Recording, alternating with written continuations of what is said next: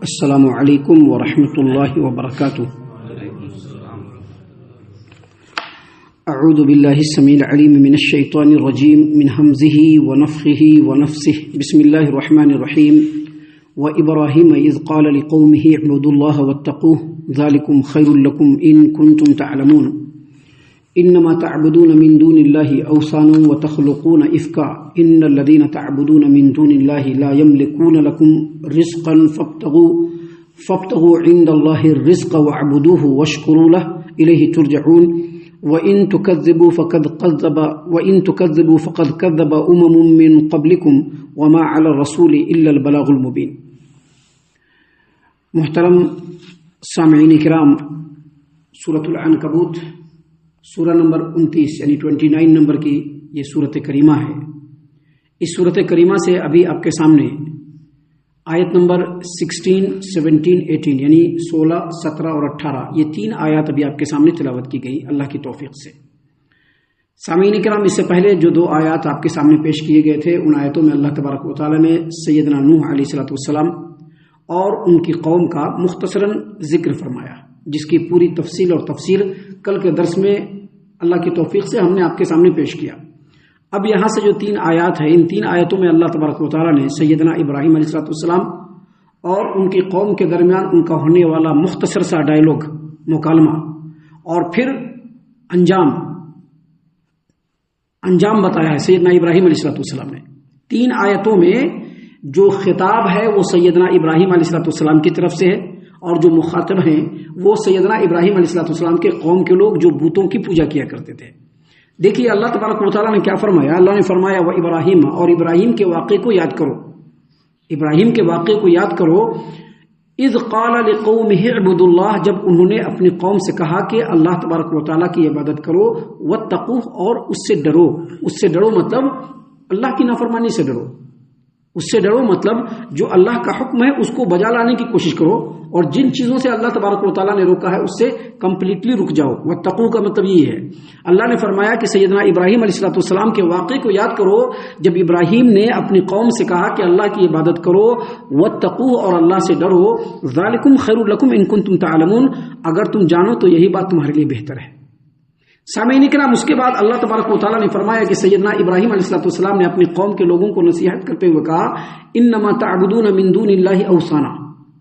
ابراہیم علیہ الصلوۃ والسلام کا واقعہ، ان کے قوم کا واقعہ قرآن کریم میں مختلف جگہوں پر ذکر ہوا ہے. ابراہیم علیہ الصلوۃ والسلام کو بتوں کے توڑنے کے جرم میں قوم کے لوگوں نے جلانے کا اٹیمپٹ کیا اور جلا نہیں پائے، اس کا بھی ذکر قرآن کریم کے اندر ہے، جس سے یہ بات بالکل واضح ہے کہ ابراہیم علیہ الصلوۃ والسلام کی جو قوم ہے وہ بتوں کی پوجا کیا کرتی تھی.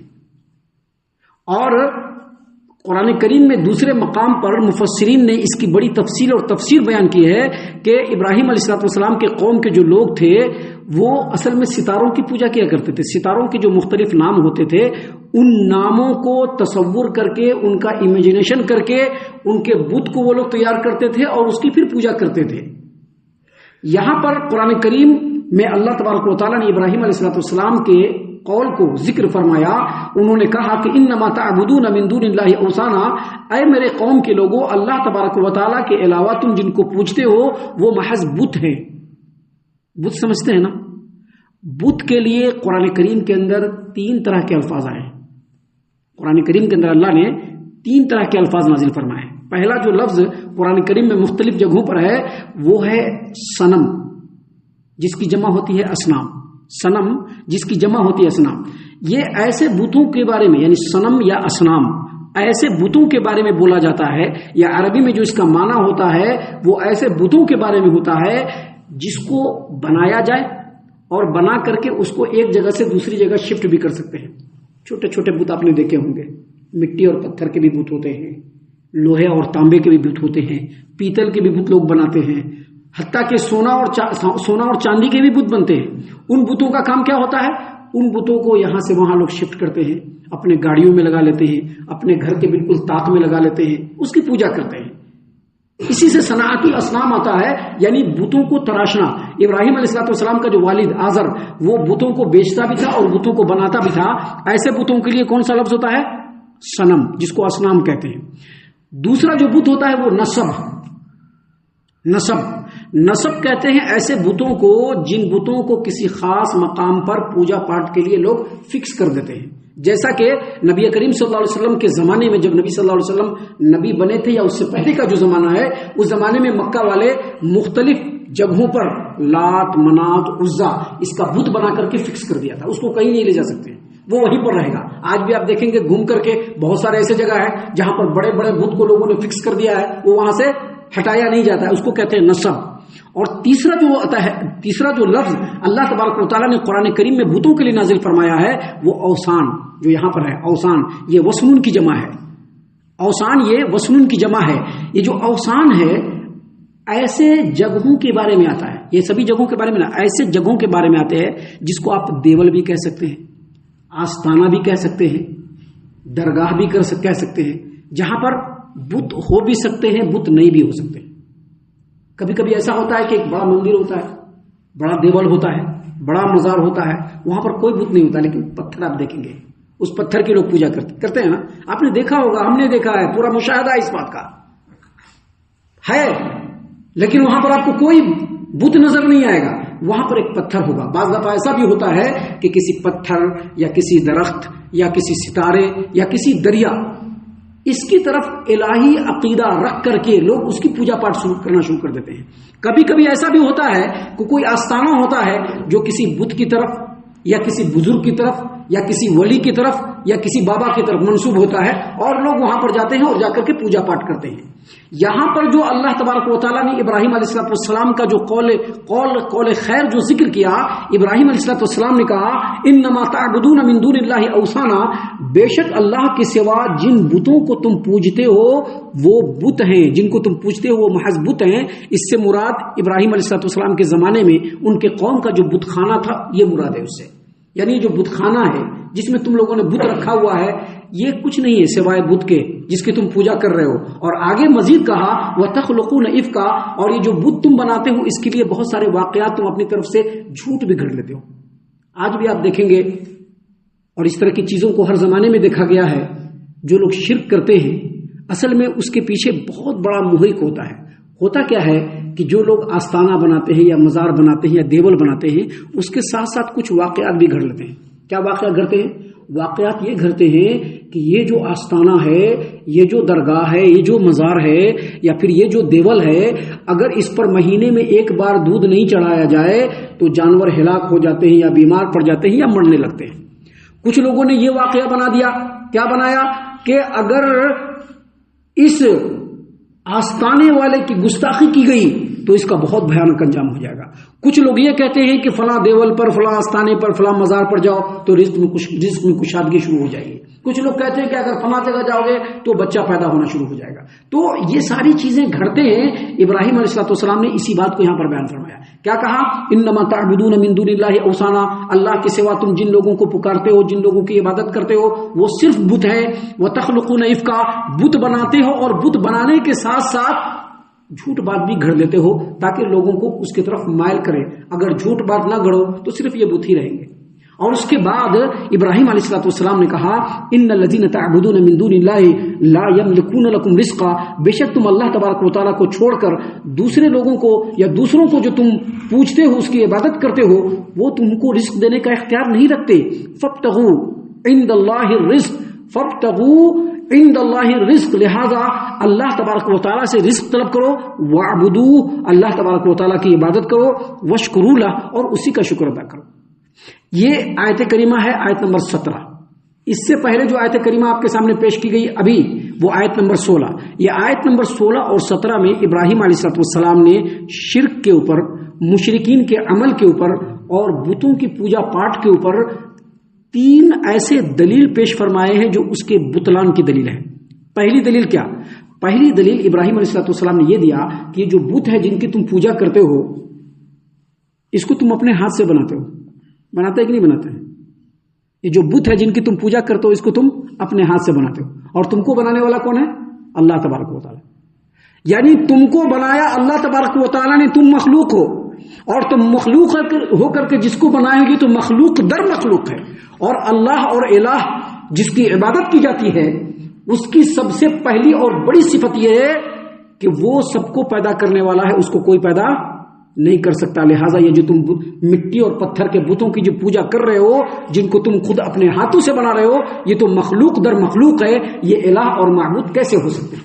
یہ پہلی دلیل شرک کے باطل ہونے پر. دوسری دلیل ابراہیم علیہ السلام نے ان دونوں آیتوں کے اندر یہ دیا کہ یہ جو مٹی اور پتھر کے بت ہیں، ان کو تم بناتے تو ہو، یہ آستانے، درگاہوں، مزاروں اور دیولوں کو تم بناتے تو ہو، لیکن بنانے کے بعد پھر اس کے ساتھ جھوٹے واقعات بھی تم کر دیتے ہو. آپ دیکھیں گے آپ جا کر کے جن لوگوں کا شرک کا ہی اڈا بڈا ہے، جو لوگ شرک میں ہی پڑے ہوئے ہیں، ان لوگوں کے پاس جائیے گا تو بولیں گے کہ اگر رزق میں کشادگی چاہیے تو فلاں صاحب کے مزار پر چلے جاؤ، اگر تم کو بچہ چاہیے فلاں صاحب کے مزار پر چلے جاؤ. دیکھو فلاں صاحب اتنے بڑے بابا ہیں کہ ان کے قبر کو 100 سال کے بعد کھود کر کے نکالا گیا تو ان کے کفن پر ایک مٹی بھی نہیں پڑا ہوا تھا. اس طرح کی باتیں لوگوں میں اڑاتے ہیں. اس کو کہتے ہیں افترا پردازی، اس کو کہتے ہیں جھوٹ. ابراہیم علیہ السلام نے یہی بات یہاں پر بیان کیا کہ تم لوگ مٹی اور پتھر کے تو بت بناتے ہو، لیکن ساتھ ہی ساتھ ان کے لیے کچھ ایسے واقعے جھوٹے طور پر لوگوں میں اڑا دیتے ہو جس سے ان کی وقت بڑھ جاتی ہے. اگر ان واقعات کو ہٹا دو تو ان کی تو کوئی حیثیت ہی نہیں ہے، لہٰذا تم ان کو کیسے پوجا کرتے ہو. یہ دوسری دلیل. اور تیسری دلیل جو سیدنا ابراہیم علیہ السلام نے یہاں پر دیا شرک کے بتلان کے اوپر، وہ یہ کہ یہ جو تم مٹی پتھر کے بت بنا کر کے، یہ جو آستانے اور دیولوں کو بنا کر کے یہاں پر جو تم لوگوں نے پوجا پاٹ شروع کر دیا ہے، یہ تم کو رزق دینے کا اختیار نہیں رکھتے. رزق دینے کا اختیار کون رکھتا ہے؟ اللہ تبارک و تعالیٰ. یہ تم کو رزق دینے کا اختیار نہیں رکھتے، بلکہ تم ان کو رزق دیتے ہو. جو چڑھاوا آتا ہے کہاں چڑھاتے ہو؟ انہی کے اوپر چڑھاتے ہو. تم چاہو تو ان کے سامنے چڑھاوا رکھ دو، چاہو تو ان کے سامنے سے چڑھاوا ہٹا دو، چاہے تو وہی چڑھاوا لے کر کے ان کے اوپر مل دو. لہذا یہ تو تمہارے رزق کا اختیار ہی نہیں رکھتے. اور جو الہ ہوتا ہے، جو معبود ہوتا ہے، وہ رزق بھی دینے والا ہوتا ہے. آج کوئی بھی دنیا کی طاقت، دنیا کا کتنا سے بڑا سے ذہن عقل مند ہو اور عقل کا وہ بادشاہ ہو، وہ بھی ڈینائی نہیں کر سکتا کہ اس پورے کائنات میں تمام مخلوق کو رزق دینے والا ایسے کرے گا، وہ سیدھے ایسے کرے گا. اس کی انگلی سیدھے ایسے جائے گی اوپر. اور اوپر کون ہے؟ ہمارا رب ہے، جو اللہ ہے، جس کے علاوہ کوئی عبادت کے لائق نہیں. اسی چیز کو ابراہیم علیہ السلام نے یہاں پر بتلایا کہ بے شک اللہ کو چھوڑ کر جن کی تم پوجا کر رہے ہو تمہارے رزق کا اختیار نہیں رکھتے ہیں. لہذا سمجھ لو کہ اگر رزق مانگنا ہے فابتغوا عند اللہ رزق، اللہ سے رزق مانگو. جس کا کھاؤ اسی کے گن گاؤ. کھائے گا اللہ کا اور عبادت کرے گا مٹی اور پتھر کے بتوں کا، عبادت کرے گا مزار کا، چڑھاوا چڑھائے گا جا کے مزار پر، متھا ٹیکے گا جا کے مزار پر. کچھ مانگنا ہوگا تو مزار والے سے مانگے گا، آستانے والے سے مانگے گا، دیول والوں سے مانگے گا. کھائے گا اللہ کا تو گن کس کا گانا ہے؟ رب العالمین کا ہی گن گانا ہے. لہٰذا اسی لیے ابراہیم علیہ السلام نے سمجھاتے ہوئے اپنے قوم کے لوگوں کو کہا کہ وَاعْبُدُوهُ، اسی کی عبادت کرو، وَاشْكُرُوا لَهُ، اور اسی کا شکر ادا کرو. اور پھر آگے مزید کہا، آگے کیا کہا؟ دیکھیے آگے کہا الیہ ترجعون، پھر لوٹ کر کے جانا کس کی طرف ہے؟ اسی اللہ کی طرف. کھڑا ہونا کس کے سامنے ہے؟ اسی اللہ کے سامنے. انجام کس کے ہاتھ میں ہوگا؟ اسی اللہ کے ہاتھ میں ہوگا. یہ جو تمہارے مٹی پتھر کے بت ہے، یا جو یہ تمہارے آستانے، دیول، اور یہ جو مزار اور یہ جو درگاہ ہیں، ان کی طرف تم کو لوٹ کر کے نہیں جانا ہے، ان کے سامنے کھڑنا نہیں ہے. یہ تمہارے انجام کا اختیار نہیں رکھتے. انجام کا اختیار کون رکھتا ہے؟ اللہ تبارک و تعالیٰ رکھتا ہے. اسی لیے اسی کی عبادت کرو، اسی کے سامنے جھکو اور اسی کا شکریہ ادا کرو.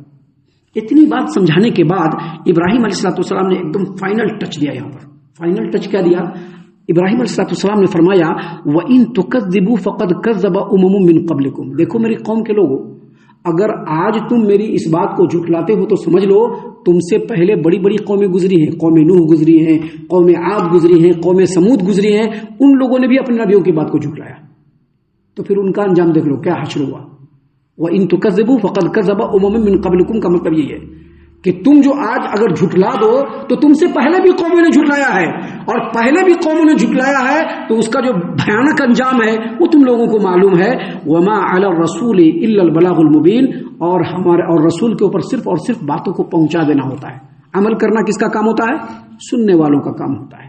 रसूल के जो वारिसीन हैं उनका भी काम वही है। और ये तमाम बातें अल्लाह तबारक व तआला मक्का में नाजिल फरमाया, मक्का वालों के सामने नाजिल फरमाया, इसलिए ताकि मक्का वालों को ये समझ में आ जाए कि जैसे इब्राहिम रसूल बनकर के आए थे, हमारे मोहम्मद अरबी सल्लल्लाहु अलैहि वसल्लम भी रसूल बनकर के आए हैं। जैसे वो अल्लाह तबारक व तआला की वहदानियत और तौहीद की दावत देते थे, हमारे रसूल मोहम्मद सल्लल्लाहु अलैहि वसल्लम भी अल्लाह की वहदानियत और तौहीद की दावत देते हैं।